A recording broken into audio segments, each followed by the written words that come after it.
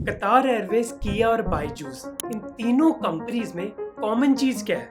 ये तीनों companies FIFA 2022 world cup के स्पॉन्सर्स हैं। इनफैक्ट बायजूस पहली इंडियन कंपनी है जो इतने बड़े स्पोर्टिंग इवेंट का ऑफिशियल स्पॉन्सर हो। पर ये चीज देखिए, जहाँ कतार एयरवेज के पिछले साल 1 लाख करोड़ का रेवेन्यू था, किया का 4 लाख करोड़, गेस कीजिए बायजूस का कितना था? बस 2,500 करोड़ रुपए। अब 2,500 करोड़ रुपए आपको लगेगा बहुत ज्यादा, पर अपनी लेटेस्ट फाइनेंशियल रिपोर्ट में बायजूस ने दिखाया कि कैसे उनका रेवेन्यू था 2400 करोड़ रुपए, पर उनका लॉस था 4,600 करोड़ रुपए। और आपको पता है बायजूस की वैल्यूएशन क्या है? $22 बिलियन, जिसका मतलब है कि बायजूस इंडिया की सबसे वैल्यूएबल स्टार्टअप है। तो $22 बिलियन की कंपनी का लॉस 4,600 करोड़ रुपए क्यों है? यही मैं बताना चाहता हूँ आपको इस वीडियो में। पिछले साल लोग बहुत ऑप्टिमिस्टिक थे बायजूस के बारे में, क्योंकि बायजूस का आईपीओ होने वाला था बॉम्बे में नहीं बल्कि न्यूयॉर्क स्टॉक एक्सचेंज में। यानी कि बायजूस एप्पल और फेसबुक की तरह एक पब्लिक कंपनी बनने जा रही थी, पर ऐसा हुआ नहीं। 1 साल में पूरी कहानी बदल गई और इसके पीछे 4 कारण है। पहला है बायजूस के अंडर एक कंपनी जिसको आप सब जानते होंगे कि अब इंडिया का हर बच्चा whitehatjunior.com पर कोडिंग सीखेगा, ऐप बनाएगा। गुड़गांव की गुंजन कुमार बहुत ही खुश थी जब उनको ईमेल मिला व्हाइट हैट जूनियर से, जिसमें उनको बताया गया कि उनका बेटा अब दुनिया में यंगेस्ट बच्चा बन गया है जो एक सर्टिफाइड एंड्रॉयड डेवलपर है। ऑब्वियसली गुंजन कुमार इस ईमेल को पढ़ के बहुत खुश थी।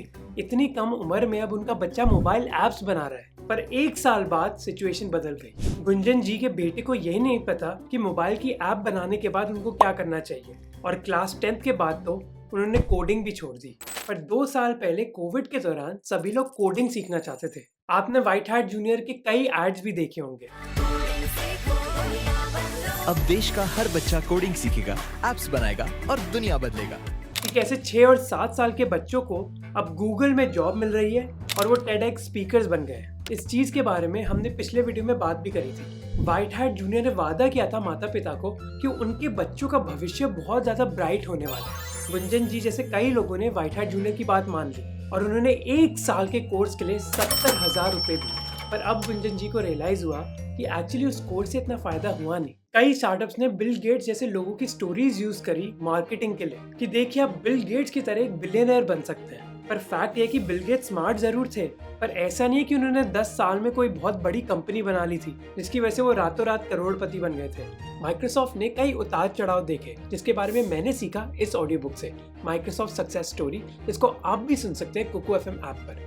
इस ऑडियो बुक के अलावा आपको कई और ऑडियो बुक्स मिल जाएंगी ऐप पर कई लोकल लैंग्वेजेस में। और कुकू FM ऐप से आपके घर में बच्चे भी नॉलेज गेन कर सकते हैं और बड़े भी। कुकू FM ऐप पर आपको बहुत तरीके का कंटेंट मिलेगा, जैसे बिजनेस, बायोग्राफीज, करियर और एंटरटेनमेंट। फायदा ये है कि आप हजारों ऑडियो बुक्स बहुत कम टाइम पर सुन सकते हैं और ये ऐप बहुत कॉस्ट इफेक्टिव भी है। एनुअल प्लान है बस 399 रुपीज का, यानी कि हर दिन करीब 1 रुपए। और क्योंकि वो इस वीडियो को स्पॉन्सर कर रहे हैं, आपके लिए 50% डिस्काउंट भी है अगर आप ये कूपन कोड यूज करोगे। ये ऑफर पहले बस 250 यूजर्स के लिए ही है, तो ऐप को चेकआउट कीजिए, लिंक डिस्क्रिप्शन में है।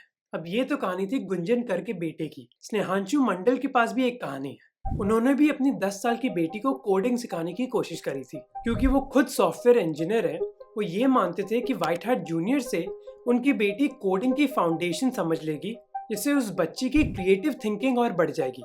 पर उन्होंने बताया कि उल्टा व्हाइट हैट जूनियर के टीचर्स बेसिक्स पढ़ाते नहीं थे बच्चों को एप्स डेवलप करना सिखाते थे, वो भी टीचर्स के डिटेल्ड इंस्ट्रक्शंस के साथ। Click on M for more. Okay, now click on animals. Snehanshu ने कहा कि व्हाइट हैट जूनियर ने बच्चों को खाना देने की कोशिश करी, पर पेरेंट्स को बाद में रियलाइज हुआ कि इस खाने में ना ही सब्जी है और ना ही कोई पोषण। अब इसमें ये भी हो सकता है कि पेरेंट्स की एक्सपेक्टेशंस ही गलत थी, वो इंस्टेंट रिजल्ट्स चाहते थे। अब बिना फाउंडेशन सिखाए हुए कोई इंस्टेंट रिजल्ट्स कैसे एक्सपेक्ट कर सकता है? अब क्योंकि अब कई पेरेंट्स रियलाइज कर चुके हैं कि व्हाइट हैट जूनियर से उनके बच्चों का इतना फायदा नहीं हो रहा, इसी वजह से इस कंपनी को अब नए कस्टमर्स जीतने में भी मुश्किल हो रही है। और जहाँ पहले व्हाइट हैट जूनियर बच्चों को कोडिंग सिखा रही थी, अब वो म्यूजिक और आर्ट क्लासेस दे रही है। एक एडटेक फाउंडर ने कहा कि ये मानो ऐसा है कि हल्दीराम चाइनीज खाना बेचने लग जाए। और ये चीज हम व्हाइट हैट जूनियर की रिपोर्ट में भी देख सकते हैं। खुद देखिए कि रेवेन्यू कितना कम है और लॉस कितना ज़्यादा। अब आगे बढ़ने से मैं आपको बताना चाहता हूँ कि बस आप में से आधे लोगों ने ही हमारे चैनल को सब्सक्राइब किया है। अगर आपको वीडियो अच्छा लग रहा है तो सब्सक्राइब कर दीजिए, जिससे हम भी ग्रो कर पाए। कस्टमर्स के अलावा कई एम्प्लॉयज़ भी व्हाइट हैट जूनियर को छोड़कर जा रहे हैं। कुछ महीने पहले करीब 800 एम्प्लॉयज़ ने रिज़ाइन किया था व्हाइट हैट जूनियर से। अब व्हाइट हैट जूनियर का लॉस इतना ज़्यादा इस वजह से भी हो रहा है क्योंकि जो क्लासेस व्हाइट हैट जूनियर देता है वो 1-on-1 सेशंस होते हैं, जिसका मतलब वो एक्सपेंसिव हैं और इसी वजह से कई मिडिल क्लास इंडियन पेरेंट्स उन क्लासेस को अफोर्ड नहीं कर सकते। इसीलिए इंडिया में बहुत सारे कस्टमर्स जीतना इस कंपनी के लिए मुश्किल है और इसी वजह से बायजूस के फाउंडर व्हाइट हैट जूनियर को यूएस और दूसरी मार्केट्स में एक्सपैंड करना चाहते हैं, पर किसी दूसरे देश में लॉन्च करने के लिए एक कंपनी को और पैसा चाहिए होता है और शायद इसी वजह से व्हाइट हैट जूनियर बायजूस के 26% लॉस के लिए जिम्मेदार है, जिसकी वजह से व्हाइट हैट जूनियर सबसे बड़ी लॉस मेकिंग कंपनी है बायजूस के अंडर। कई एक्सपर्ट्स मानते हैं कि अब कोविड के बाद जो कोडिंग का क्रेज था वो भी खत्म हो गया, तो शायद बायजूस के लिए व्हाइट हैट जूनियर बंद करना ही बेहतर होगा। पर बायजूस के फाउंडर ऐसा नहीं करना चाहते। उन्होंने कहा कि व्हाइट हैट जूनियर एक अंडर परफॉर्मर जरूर है, पर उसका इंडियन टीचर्स और स्टूडेंट्स पर एक बहुत बड़ा इम्पैक्ट रहा है। तो व्हाइट हैट जूनियर पहला कारण है जिसकी वजह से बायजूस इतने लॉस में है। दूसरी समस्या है कि व्हाइट हैट जूनियर के अलावा कई और बायजूस के बिजनेस इंडिया में इतना पैसा नहीं कमा पा रहे। जैसे इस रिकॉर्डिंग को सुनिए जो थी बायजूस के एक मैनेजर और सेल्स पर्सन के बीच।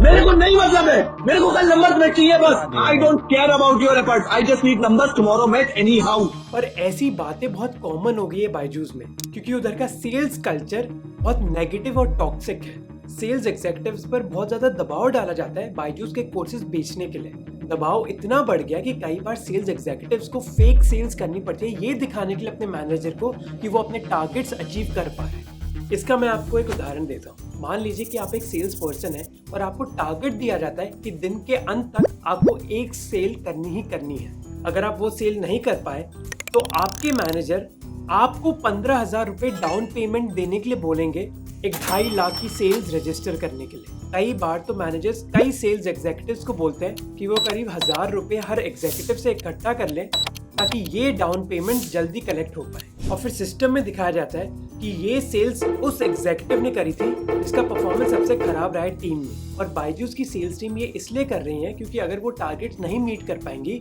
तो उनको हटा दिया जाएगा जॉब से।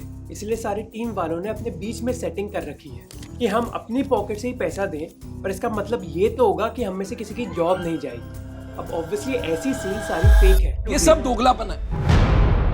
पर यही फेक सेल्स बायजूस की फाइनेंशियल स्टेटमेंट्स में भी आती है।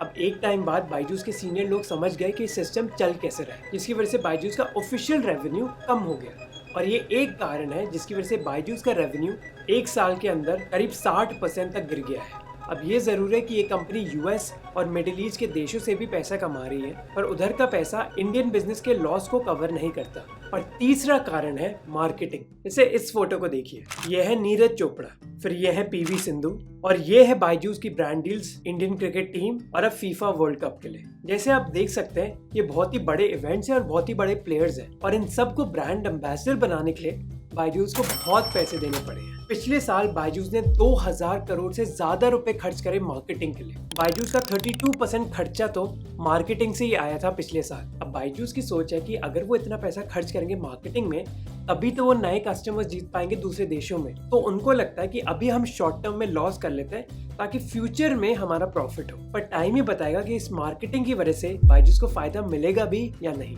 अब आखिरी कारण है अकाउंटिंग का। ये थोड़ा कॉम्प्लेक्स है, इसलिए मैं आपको समझाता हूँ ये हुआ कैसे। करीब 2 महीने पहले इंडियन सरकार ने बायजूस के सीईओ से पूछा कि अभी तक उनकी कंपनी ने फाइनेंशियल रिजल्ट्स पब्लिश क्यों नहीं करे। बायजूस ने जवाब दिया कि उनके ऑडिटर डेलॉयट ने अभी तक उनके अकाउंट्स अप्रूव नहीं करे और इसके पीछे कारण है कि उनकी ऑडिटिंग कंपनी ने एक इंटरेस्टिंग चीज नोटिस करी। उनकी अकाउंटिंग कंपनी को लगा कि बायजूस अपने रेवेन्यू हद से ज्यादा बता रहा था। अब इस चीज को समझने के लिए हमें ये समझना होगा कि बायजूस पैसे कमाता कैसे है। इस चीज के 3 तरीके हैं। पहला है जब वो लाइव ट्यूशंस के जरिए पैसे कमाता है, फिर है प्री रिकॉर्डेड कोर्सेज से पैसा, और फाइनली है टैबलेट्स और मेमोरी कार्ड्स को बेचकर। और आप सरप्राइज हो जाएंगे ये जान के कि बायजूस का 80% से ज्यादा रेवेन्यू टैबलेट्स और मेमोरी कार्ड्स बेचकर आता है। अब इधर एक इंटरेस्टिंग चीज है। मान लीजिए कि बायजूस आपको एक टैबलेट बेच रहा है जिसमें कुछ एग्जाम पेपर्स भी हैं जो आप ऑफलाइन ले सकते हैं और इसकी कीमत है 10,000 रुपए। अब आपके पास 10,000 रुपए है नहीं, तो आप बोलोगे कि क्यों ना मैं 2000 रुपए अभी डाउन पेमेंट दे दूं और 8000 रुपए मैं किस्तों में दे दूंगा। तो फिर एक्चुअली बायजूस का रेवेन्यू अभी हुआ 2000 रुपए। 8000 रुपए तो कंपनी को भविष्य में मिलेगा, पर बायजूस पूरे 10,000 रुपए अपने रेवेन्यू में जोड़ रहा था। अब हो सकता है कि कुछ कस्टमर्स पूरे पैसे ना दें या फिर कुछ लोग कोर्स कैंसिल कर दें, तो फिर बायजूस को कभी वो 10,000 रुपए मिलेंगे ही नहीं। पर इसके बावजूद वो इस चीज को अपने रेवेन्यू में जरूर जोड़ रहे थे। तो ये थे 4 कारण जिसकी वजह से बायजूस को इतना बड़ा लॉस हुआ है। पर इसके बारे में बायजूस के सीईओ इतने चिंतित नहीं है। उन्होंने कहा कि मीडिया उनके खिलाफ अफवाहें फैला रही है और कई समस्याओं के बारे में तो वो अभी से ही समाधान कर रहे हैं, जैसे वो फेक सेल्स रोकने की कोशिश कर रहे हैं। पर बिजनेस एनालिस्ट पूरी तरह संतुष्ट नहीं है कि बायजूस ने ये प्रॉब्लम सॉल्व कर ली है। फिर बायजूस ये भी मानता है कि उनकी company white hat junior profitable जल्द हो जाएगी।